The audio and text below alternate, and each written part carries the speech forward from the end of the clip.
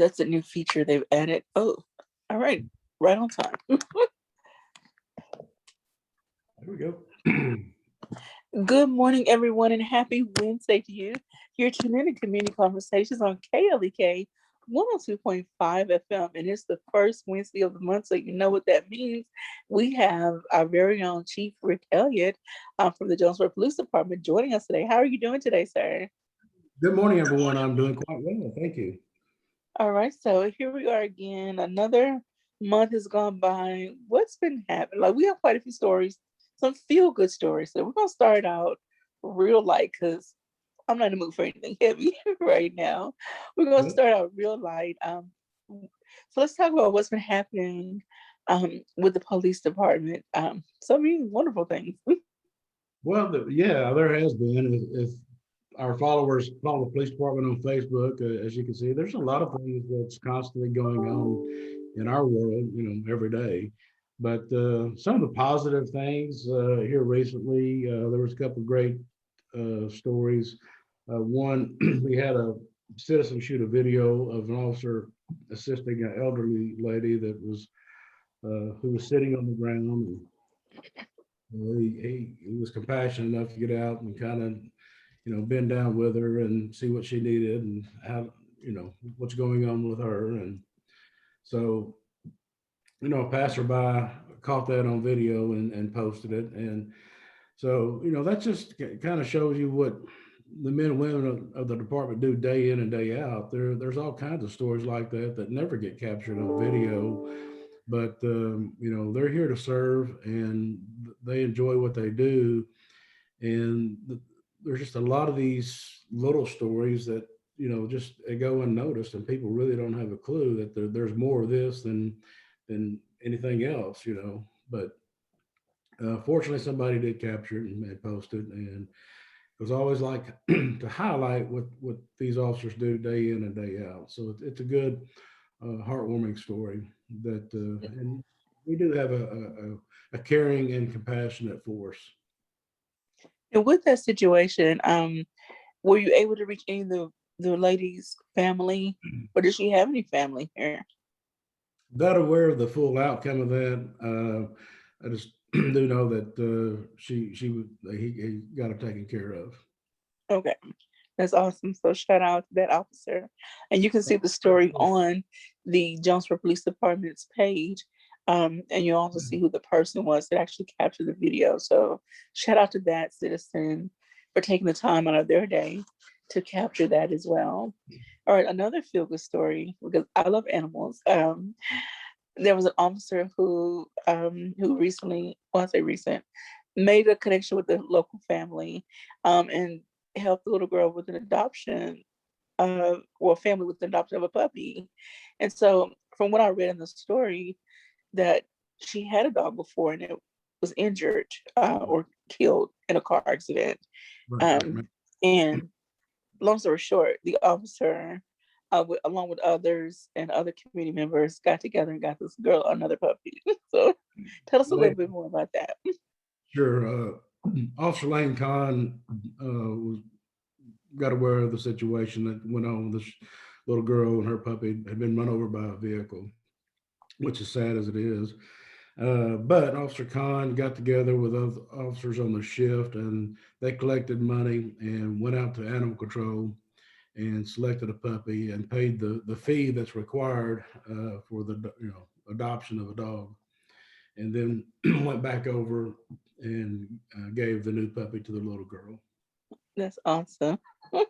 And so now, with to me, this shows that now there's a new connection, and we've talked on and on and on about building these connections between citizens and police department, strengthening the relationship, with community members. And this is just one testament to how now this family has a friend, an ally in the police department, someone they can possibly call on in their time of need. And this officer now has someone else that he can look out for, and Well, help maybe build relationships with other people in that little neighborhood.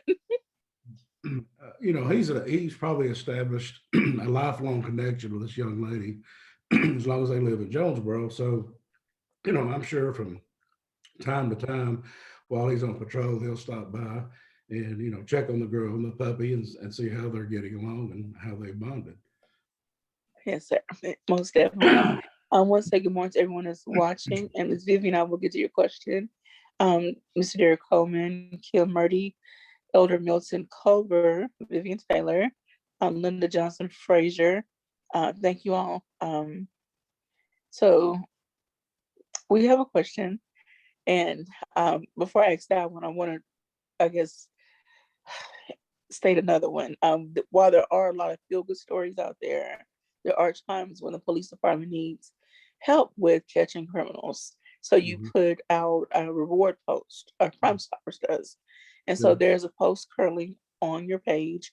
There's a $5,000 reward for any help capturing an individual who was responsible for a murder, a Right. homicide Right. in 2020. So can you tell people how to reach out to that? And then I'll go into Ms. Vivian's question. Well, yeah, that the family stepped up and they offered a $5,000 reward for information leading to the arrest of the person that killed their loved one. Unfortunately, we have several unsolved homicides throughout the city over the past several years, and a lot of times we have an idea who committed the crime, but there's not enough evidence to charge that individual. So early on, we get information, but again, it's not enough to bring that person to justice. And sometimes it takes somebody stepping up, an eyewitness or somebody that's seen something that just hasn't got involved yet to help us along with that case. So this is just another one of those cases that, you know, where we know we're confident in the direction that we're looking, but again, it's just not enough to bring the case to court. Okay. All right. So Ms. Vivian asked, she was interested in an update on the guy, John, I'm going to mispronounce his last name, I apologize, Bose, Bose, who pulled an assault rifle on permitted markers on 5/31/2020. We know this was a case where it was a BLM march, and there was a gentleman who drove through traffic, and of course I wasn't there. I saw some video, Sure. um, and he pulled a rifle. Again, there were other people that were there who can tell a better account of this. But um, Yeah, do you yeah. have any updates on how that case is going, or is it ongoing, or where is it?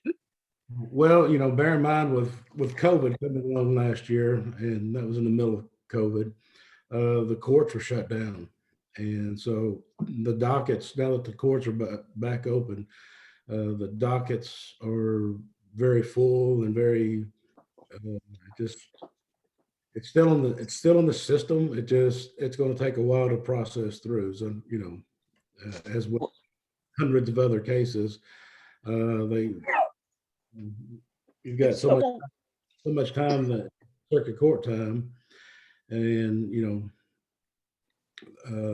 prosecutors just get those cases through as quickly as they can. But it's a slow process, and again, everything is backlogged. So uh, I don't know offhand exactly where they're at. I don't keep up with the prosecutor's log on what cases are coming up for trial, and unless I'm involved in a trial and it's pretty immediate. But as far as their whole schedule and what their plan is, I don't have a clue at this point. so if someone wants to follow up with that particular case or any other Yeah, they case that, check with the victim witness coordinator at the prosecutor's office. okay, They have a person there in that office called the victim witness coordinator that is kind of the liaison between the prosecutor's office and the community and the victims. That you can call this person and they can update them on their case and what's going on. okay. So Ms. Vivian, I know that doesn't answer your question directly, but I hope you can reach out to, again, the victim witness coordinator, um, and they can help you further. with this particular case or any other cases that any other any other cases that are similar? Sure. Okay. Alrighty. So I apologize if that doesn't answer your question directly, but once things leave the police department and go to the city or the county, then that's who handles. Um, so okay, we're gonna move on. And again, there's other stories on the police department's Facebook page. If you want to keep up what's happening, good, bad, indifferent, check out the police department's Facebook page to see what's happening within the city. If you see something, you need to report on. If you see something, say something. We say that all the time. Well, you say that all the time. But also good stories. We want to hear those good things as well. We know there's a lot of negativity happening around the nation. And, you know, even though we may not see it directly in our own backyard, we definitely want to try to implement some preventative measures. And this is where community policing comes in. And we all have to start working together. I know I'm not trying to dismiss what's happening. That needs to be addressed. However, if we need to take care of things at home before Definitely. they grow out of control. And I'm trying to be very nice and PC about all of this. You're right. I mean, and I agree. There's been some bad things across country as we've talked about before, and uh, it causes problems for us because people tend to think that all police are just alike, whatever, and that's an unfair uh, thought, an unfair statement that not every agency is the same, and the fact that there's some misfit officers that's they're far and few between compared to the thousands of officers that are out here day in and day out doing the job and doing it well without any kind of problems. So, but we got to bear in mind that people here in town just lump us in the same thing, the same boat as everybody uh, that's done something bad and across the country. So we have to spend extra effort and building our bridges, getting out in the community, staying involved in the community, and do those interactions and building trust. And that's been an ongoing process, long before this past year events came up. Uh, Community outreach is it, it should be part of any agency's what they do, whether it's the sheriff's department or police department. They should have somebody involved in community outreach and building that relationship in your community because sometimes bad things happen in the world of policing, and when it does, if you have the trust of the community, then you don't end up on national TV. So it's important that you have trust or community has trust in your agency. So we do programs like this. We do our Citizen Police Academy program. We do, try to engage the community as often as we can, just to reinforce that, we're here to help and serve you day in and day out, and we want to make sure we're treating everybody fair and equally. Alrighty. Um, Kind of tapping into that just a little bit more. I read some stories where there are some officers that um, I don't want to say committed crime. They committed grievances, against the department. They were, if that's the right word to use, um, they were acting badly. And even though it was a year or so ago, now new information has surfaced, and in form of video. And so now these officers are being dealt with. And we see this across the nation more and more, that officers are now being dealt, well, some of them are being dealt with in a more stricter manner. Um, what do you have to say when it comes to your police department? I mean, we know that there are people who do things that you may not ever see because they know how to conceal their behavior, their attitude, their beliefs, or whatever the case. But if something comes to light and it happened, say 2 years ago, how do you handle, or how would you handle? Well, regardless of the time frame, any kind of misconduct you'll have to address. So it depends on the nature of the situation and what the the violation was, but you can't just let it go unsaid. And in the world of cameras today, you hope that if anything goes wrong, you've got it captured. And again, if you think you've been if the person, the public thinks they've been mistreated, they are can certainly file a complaint with our internal affairs, and we'll pull the footage and look at it and investigate it. So I think the cameras have really cut down a lot of complaints over the years. We've been running our program, about 2.5 years now, Okay. and complaints on officers is down. But on the other hand, we have had people come in and file complaints. We pull the video up, and their allegations were totally off. And I see that more than I do see misconduct. So people coming in with fabricated information, uh, I tend to see more than I do see officers making infractions on policy and the law. And I will forewarn people, when you fill out a complaint and sign that form alleging misconduct, that's you made an official report. And if I find out that you've come in and falsified that information, then you're subject to criminal prosecution also. Okay. So, all right. So there are consequences all the way around. There Um, is. I'll hold my people accountable, but if you're going to make an allegation, I'm going to hold you accountable also if you came in and falsely accused one of my officers of doing something wrong when actually they haven't. Now, if it's a slight misunderstanding of what was said and it's cleared up by video, that's one thing. But if you're just out and out falsifying information and making allegations against an officer that video clearly shows that uh, it's totally wrong, then the shoe can go on the other foot. okay. Yeah, somebody who want to say something in in the background.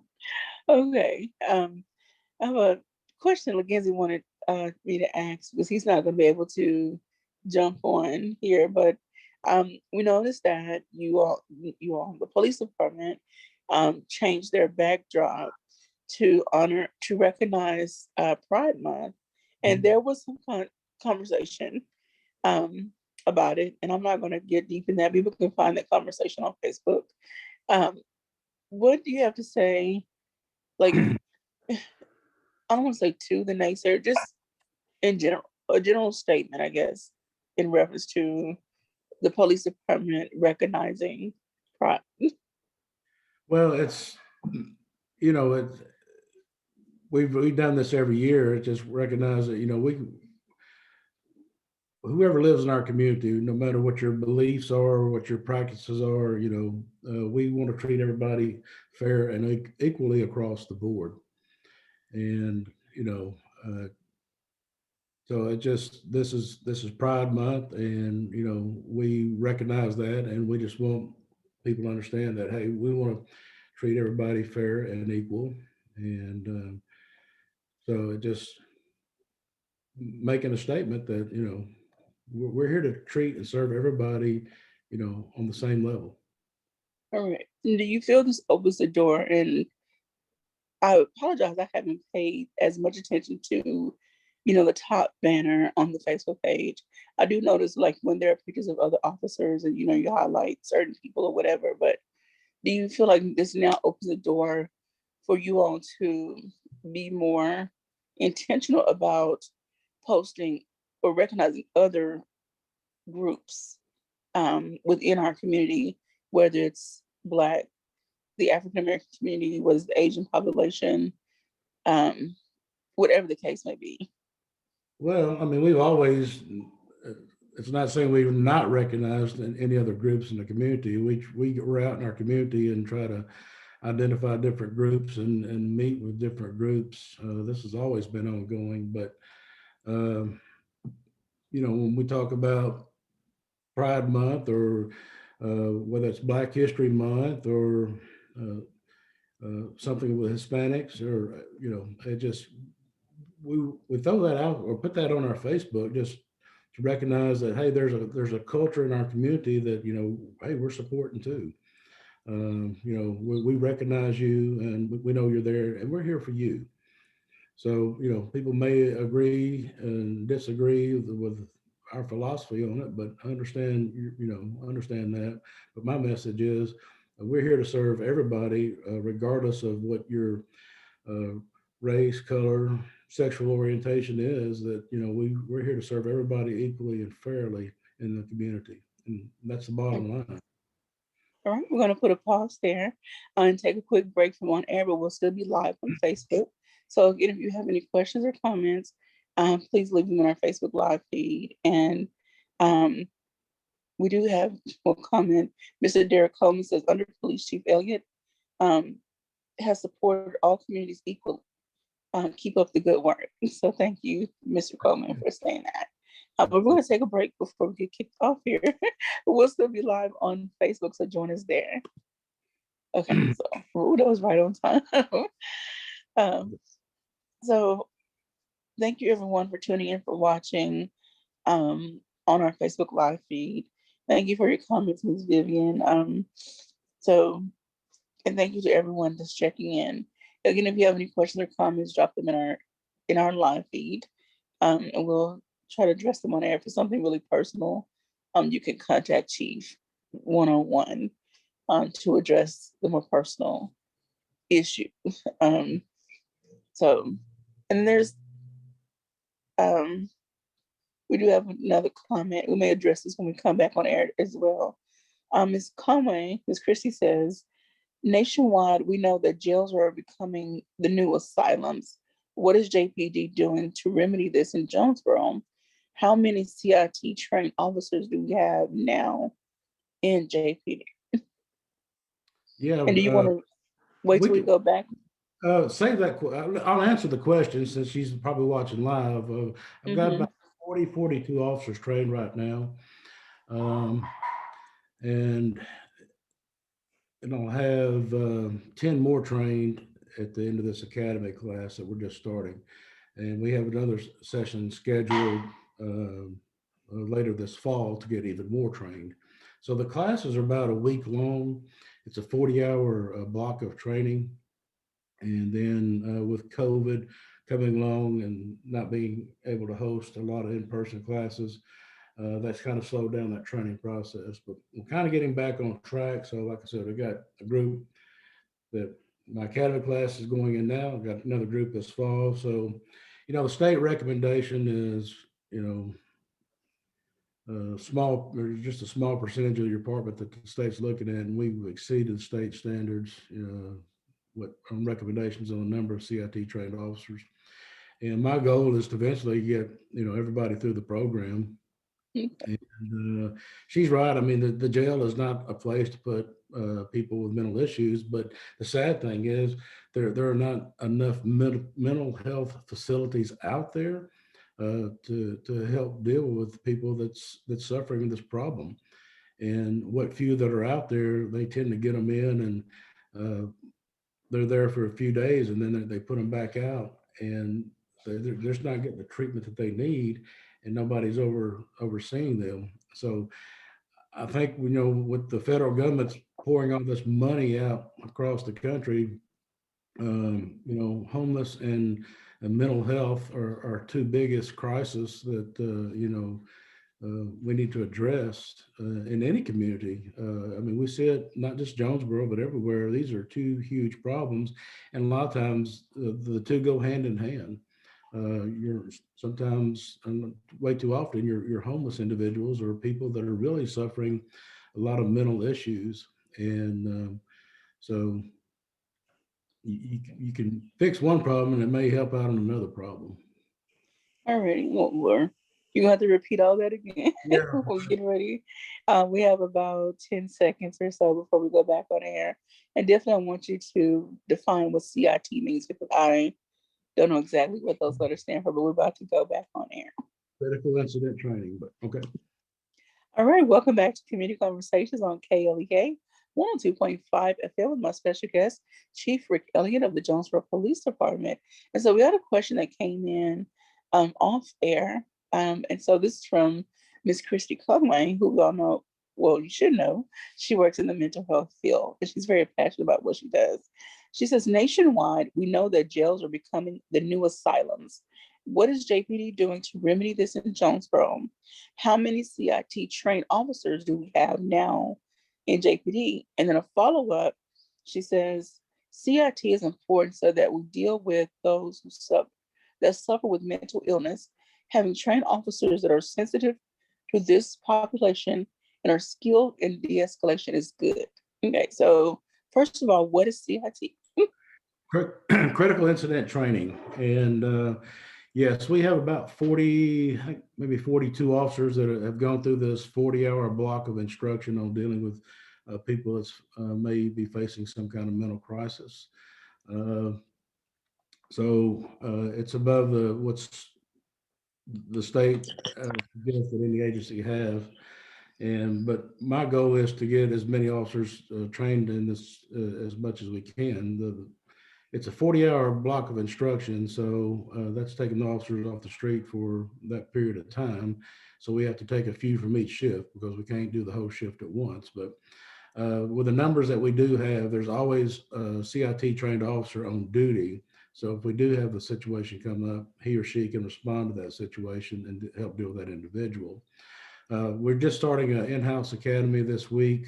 I got 10 new officers that is coming to work or has come to work, and we've increased our academy length, and we added this curriculum on the back end of our academy. So we feel that this is a very important piece of instruction. So we added another week to our academy program just for CIT training. So when they graduate the academy, they'll be certified as a police officer, but they'll also be certified as a CIT individual.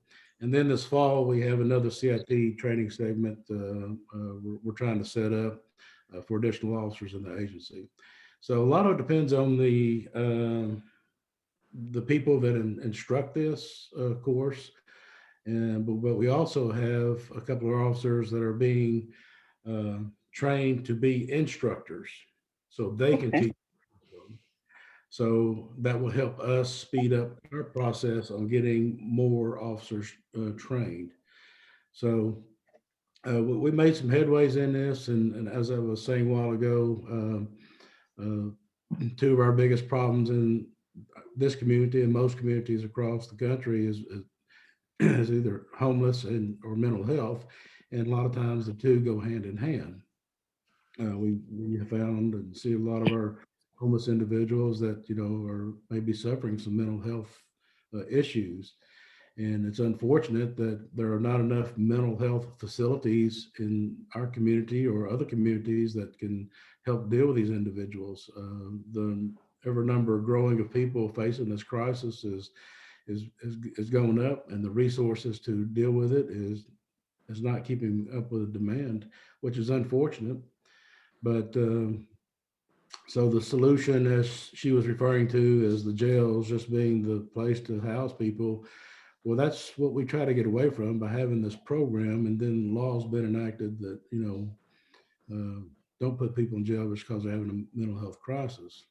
So we tried to address it on the legislative level. We addressed it by we have a facility here now, and then we have officers being trained and that are trained in dealing with this. So I think we're ahead of most agencies in our area in this state, and on being proactive in this. It's an ongoing process, but we do recognize it and trying to move forward. And we're always willing to work with our mental health professionals that are out there in dealing with this problem. And again, they're far and few between also. So, Okay. And she asked about something that I was going to definitely ask about the crisis stabilization unit.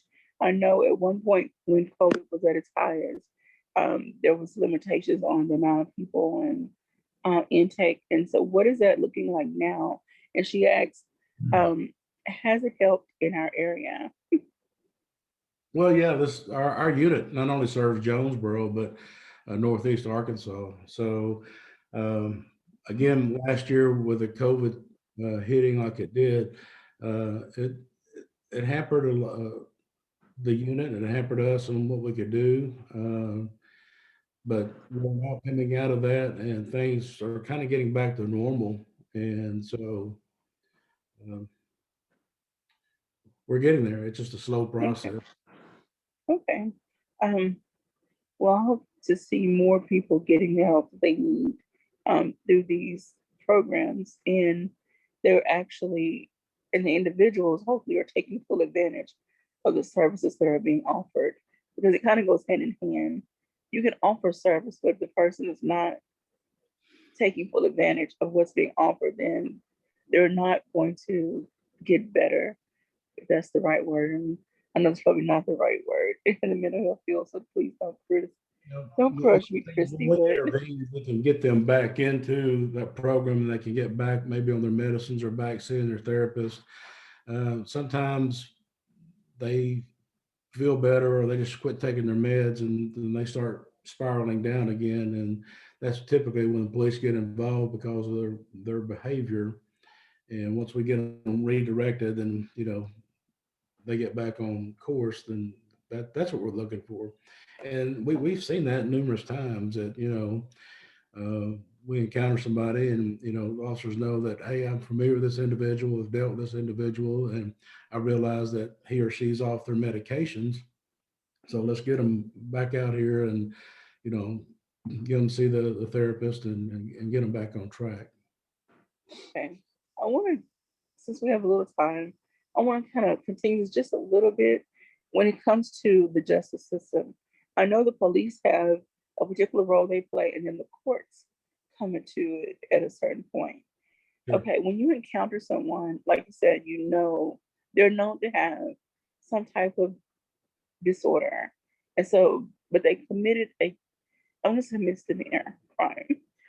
They didn't cause any bodily harm, physical damage, things of that nature, but it's still a crime nonetheless. Are the police department and court systems in communication to say, okay, before we act so swiftly, let's look at this as on an individual case and see, okay, do they need to go to jail, or do they need to go to the stabilization unit? And then how to address, that.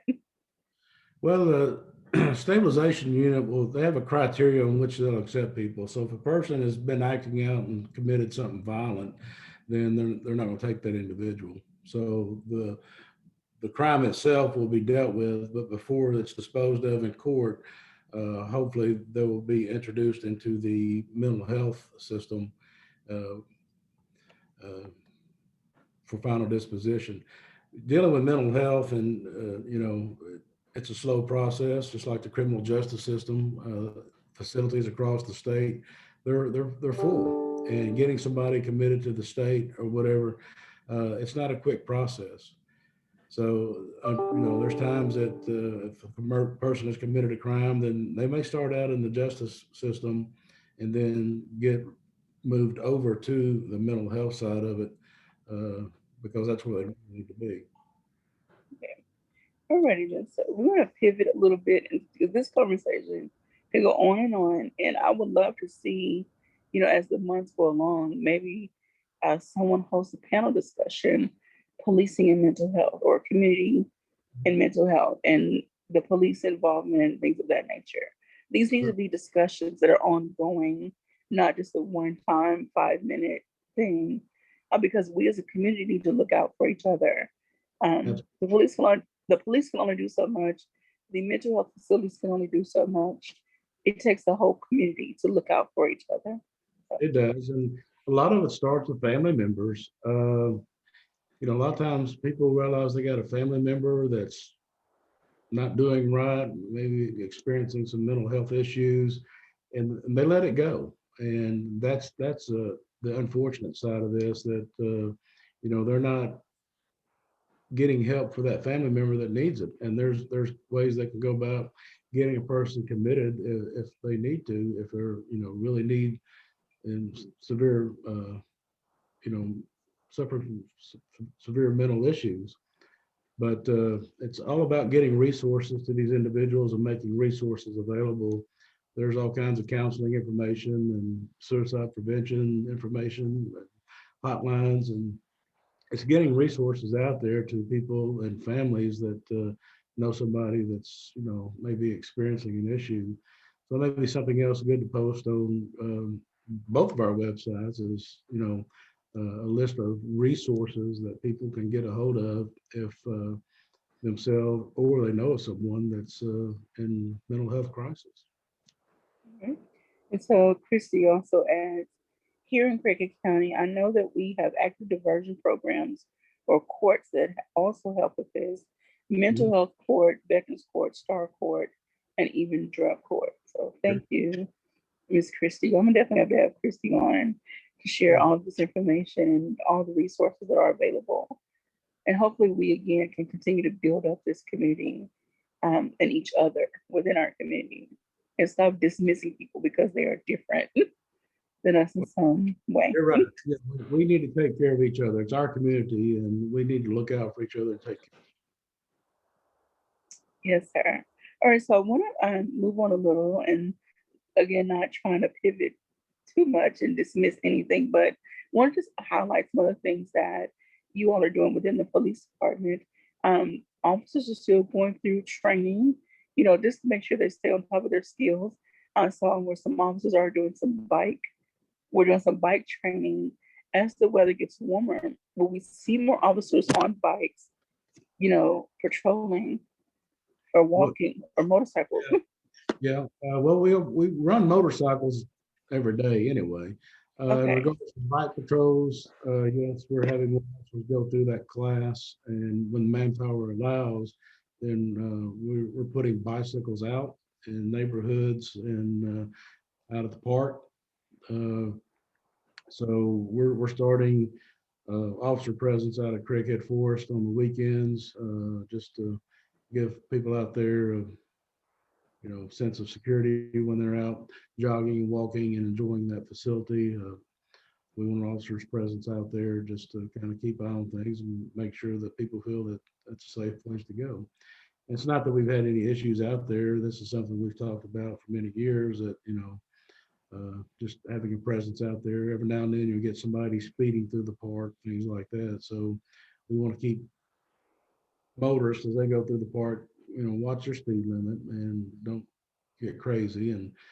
But just make sure everybody enjoys the parks. And the same thing at some of the ballparks. You'll see some officer presence at some of our big tournaments and things like that. So um, again, it's a good chance to engage with the community because you're on a bike or you're out on foot patrol.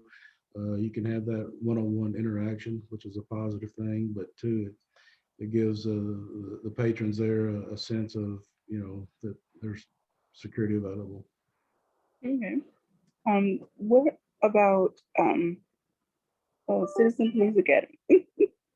Sure, we're right in the middle of our current session of Citizen Police Academy, and be wrapping up in July with this program. We will run a fall session, so I think we're already accepting applications for the fall CPA. And so if you're interested in this program, you can go to our website, jonesboropolice.com, and get an application filled out. And we'll see you this fall. All right. And so that's another way to engage with officers, learn some of the behind the scenes process, and again, increase that community and police relationship. Um, that way, by learning a little more about what goes on behind the scenes, you can better advocate for your community and also have an open line of communication with officers, with the police department, and say, okay, this is what the community needs. This is from my perspective as a member of the community. Right. Do you feel sometimes that officers get a little disconnected? Like, I know everyone that takes on different positions, no matter what your job is, there's some disconnect, but do you feel that sometimes officers get a little disconnected um, from the Well, I mean, community? we interact with the community every day. You got to realize that we answer 5 to 6,000 calls a month. Mhm. That's interaction with the community.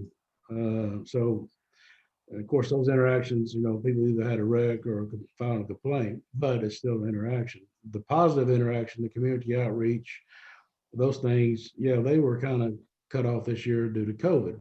We're back getting those back in place. The officers miss those interactions. They enjoy getting out and on these neighborhood cleanups and visiting with people. Uh, they enjoy getting out riding bikes and going through the neighborhoods, getting out of the car. So the officers have asked for it, and we certainly accommodate those requests. And because I enjoy seeing them out on the bikes, and um, so it's a good benefit all around. It's a good community interaction. But you know what? They make a lot of arrests off the bicycles. So uh, on both sides, it works out well. But Okay. as the year goes on, then we're starting it back with our community outreach stuff. We'll start seeing our copsicle program kicking off here soon. The weather's getting warm, and we got a freezer full of pops already, and so they're eager to start that program. And so it's been a year, but we're ready to get back with it. Okay, thank you for that. Chrissy also asked, does the JPD still do car seat giveaways for families that have newborn or families that need safety verified car seats? Because I Right. know there's zero tolerance when it comes to car seats. Correct. That's an automatic ticket. Yeah, those car seats were funded through grant monies, and I'm not sure where we're at on what we have available at this point. It kind of depends when the grant comes, and we can buy so many, and then once they're gone, they're gone. But we always have technicians available, or try to have technicians available on the shift that you can come by and check to make sure your seat has been installed properly. I hope I'll check on the availability of car seats, and we can put a post on that if we have any available. Uh, so we'll follow up with that. Okay, alrighty. Okay, so another thing that the police department is doing, you are engaging with children by way of reading, and this is a partnership you've made with the library. So tell us a little bit more about that. Well, we started a program called Reading with Blue, and basically, officers come in and we read a story on video, and then we're posting these stories on our Facebook, typically on a Sunday night. And the series started out. I read the first story, and so there's other officers departments that will be doing the same throughout the summer. So do you pick the story or does the library pick the story? Well, they have a list of books, and then we actually have to get permission from the publisher to be able to record and put this video out on feed like this. So there's a little bit more to it than goes on behind the scenes than a lot of folks realize. But so we have a select number of books that we've made contact with publishers and gotten approval to read and post. Okay. We're about to go into a break in about a minute or so, but I also want to bring up before we go, click it or ticket. This is nothing new.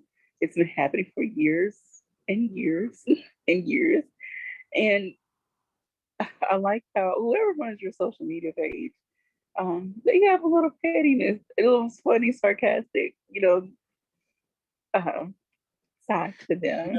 Well, the Click and Ticket program, we received grant money to pay the officers overtime.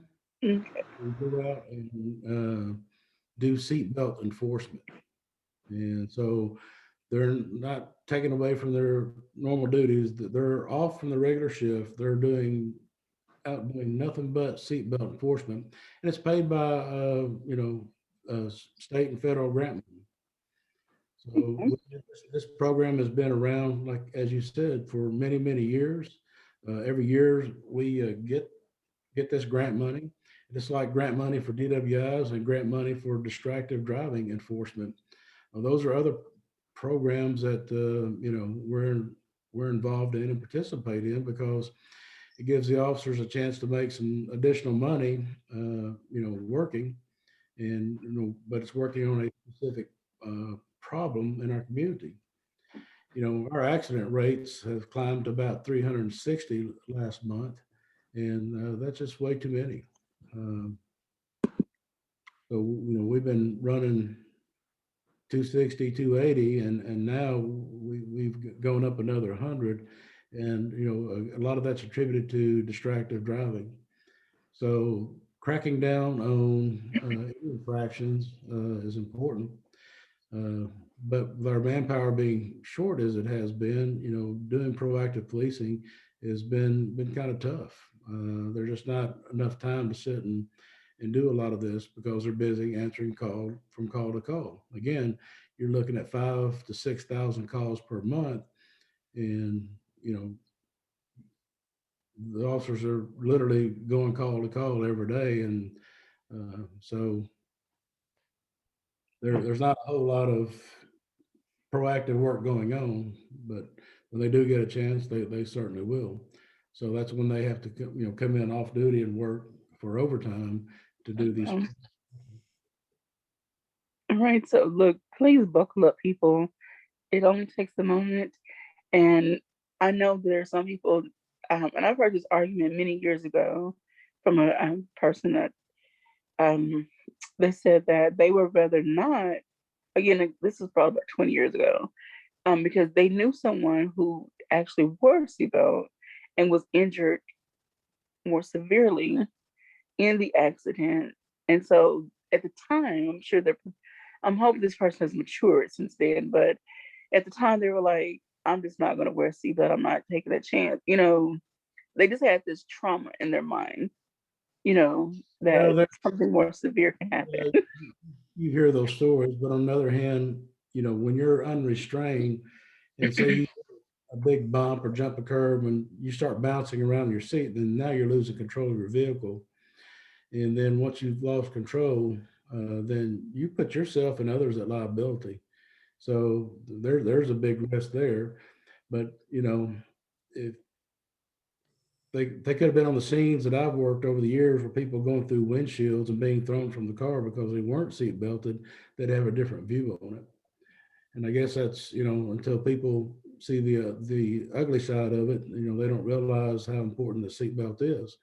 Yeah. Uh, you know, the good outweighs the risk. I've heard stories about the steering wheel would have come in and broke my chest or whatever, penetrated my chest. But the way cars are designed now, it's everything from the front end when the car is impacted, it's designed to crumple and protect the driver.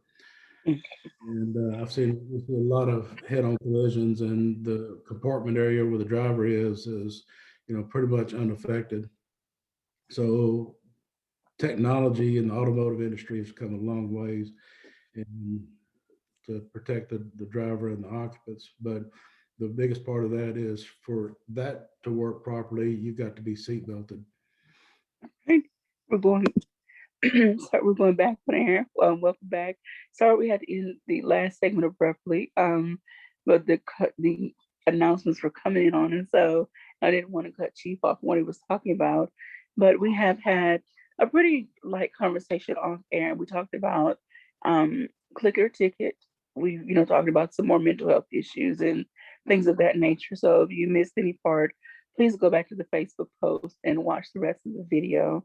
But again, we want to remind everyone, officers are out there, they're on patrol, whether they're on bikes in their cars or walking. Their job is to protect you, the citizens of this city, and to try to prevent accidents from happening and other major things from happening. So please be kind and patient and work with the police department and not against them in their efforts to keep us safe. Um, and if you see an officer, stop and talk to them. Say, hey, maybe have a conversation, a cup of coffee with them or something.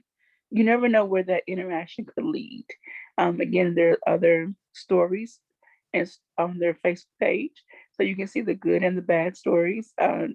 Hopefully, we start seeing a lot more good. As officers are out there, and maybe we'll see other citizens start to capture those stories as well. Um, I love to see the positive stories. It kind Yeah, of takes away some of the ugliness that it takes your focus off some of the ugliness that happens here. I mean, we can't get away from it, but at least we can have that good feel good story for the moment. absolutely. Um, all right. So I also wanted to say thank you to community members who are always donating to you all, whether it's snacks or drinks, or there was a young lady who came by. So tell us about her. Yeah, she was with a pageant participant, and she came by and dropped off juice boxes and water, and she said someday she aspires to be a police officer. So, uh, All right. Well, definitely keep tabs on that young lady. Just make yeah. sure she follows through. Also, there's a photo contest. So last year, or the last year? No, you all won um, photo contest. It's called the Community Oriented Policing Photo Contest. And so now this contest is coming back up again. And so tell us a little bit more about that. Well, the Department of Justice did a national contest for all law enforcement agencies across the country for community engagement. Submit your pictures of your community engagement project or something going on. And we submitted a picture of a young lady. She was in her cap and gown, and it was during the protest. And in the background behind her was motorcycle officer Blake Anderson. He was kind of holding his fist up in the picture. James Bickham, local photographer, took the picture. We thought that, this is a great picture. So we sent it in to DOJ, and out of thousands of pictures that were submitted from across the country, this was selected as one of the top 10 pictures for community outreach by the Department of Justice. So on a national level, that's pretty good, pretty nice recognition of what the agency has done and going on in the community. And I think the story and this goes on every year, and I think the recent story of the officer and the puppy with a young girl, I think that would be a great story to submit to DOJ for this year's contest because, again, it's just showing the officers, doing something nice for this young lady that lost her puppy. So we'll definitely have to stay on top of that and see how that transpires. We want to see JPD in the top 10 or number one next go round as well. All right. Yep. Any other things you want to highlight? We have let's see, we still have about 5 minutes Okay. left. So any more thing that I didn't cover that you would like to highlight? Hiring Sure. applications. Recognize Corporal Brian Sawyer, who Okay. retired June 1st after Yes. 31 years of service with the police department. Brian spent the last, I think, 20, 21 years working as SRO with Jonesboro High School. So there's many young adults that he has come through and has mentored over the years, and through the school process, and uh, so we appreciate Brian's service to the PD, to the school, and to our community. He's been a great officer. He loves working with these kids over at the school, and Brian is just a very even tempered, just easygoing kind of guy, and always enjoyed working with the kids, and hopefully made a positive impact on a lot of young lives throughout his years over there at JHS. So I know he'll be missed by the staff at the school and the kids that are over there, but we wish him well. And after 31 years of service and this line of work, and so just we all want to wish him wish him well and good luck. Alrighty. Well, hopefully he, kind of hangs around and serves as a mentor, behind the scenes for the new recruits and new officers that are coming onto the force because, again, they're new and they're going to always need, not always, but they're going to need some guidance and insight from veterans who've been on the job at, like those 20, 30 plus years Sure. that can help guide them on the right path so they can be effective officers in in the community that they serve. Absolutely. Want to real quick mention there's a consumer alert. There's so many different scams and things happening, but this was one that was posted in May about people posting cars for sale, but then the person going to check it out ended up becoming a victim. Yes. So Yeah, be mindful. you were right. There are many scams going out. One of the newest ones I got day before yesterday is a text message about my next stimulus check for 14.95. It was coming, but you need to click on this and verify information.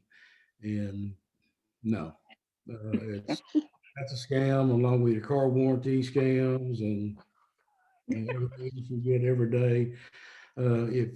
If you have any doubt about anything that's a scam, you're always welcome to go to the Attorney General's website and check it out. They Okay. have a lot of information out there on scams that are going on across the country and across the state. They have a lot of literature available to send to you. If you have been a victim of one of these scams, please reach out to them and they can give you information on how to get past that and deal with that. All So right. that's Attorney General's office, Leslie Rutledge. All right. So we're just about done for the day. Real quick, like 30 seconds. Congratulations to JPD K9 Rocket and his handler Jason Myers for taking first place at the Hard Dog Fast Dog competition last month. So shout out to them as well. So if you see an Absolutely. officer, say hi, speak, have a conversation. You never know where that encounter could lead. All right. So thank you, Chief, for joining us on today. Again, check out the Facebook page, the JPD website for more information on what's happening, crime report statistics, things of that nature, applications. Yeah, all that information is listed between those two pages. So thank you, thank you, thank you to everyone. And I hope you have a great and blessed Wednesday. Check out the music for All Gospel Wednesday. All right. Thank you, Chief. Let me stop the live feed. Thank you all for tuning in for watching. Hope you all have a great day as well.